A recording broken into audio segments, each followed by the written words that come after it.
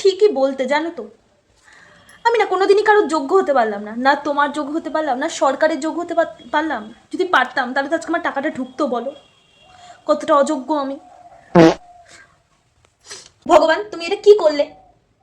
আমি তো তোমাকে অনেকবার বলেছিলাম বলো যে আমার টাকাটা যেন ঢুকে যায়, তাহলে তোমাকে আমি 5টা রসগোল্লা খাওয়াবো, কিন্তু তুমি সেটা করলে না।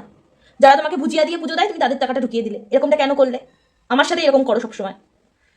কি কি দিয়ে আমার কপালটা লিখেছিলে কি জানি, কথাই বলবো না তোমার সাথে। এই অপায় আমি একদম, তুই আমার সামনে আসবি না। তুই আসলে তোকে ঝাঁট আর বাড়ি মেরে তোর মুখ আমি একদম ভেঙে দেবো। সবাই টাকা পেলে, একমাত্র তোর জন্য আমি পাইনি। তুই কি করলিস? তোকে পড়াশোনা শিখে আমি কি করেছি? একটা ফর্ম ফিল আপ করতে পারি না, তোর জন্য আমি পাইনি টাকাটা। আর কি পাবো বলো? সেই 17 তারিখ থেকে দিচ্ছে, আজকে 24 তারিখ, এখনো পর্যন্ত আমার অ্যাকাউন্টে টাকাটা ঢুকলো না। আর মনে হয় ঢুকবে না, ডেট তো চলেই গেল বলো। আর ঢুকবে না গো, এই পোড়া কপালে আর হয়।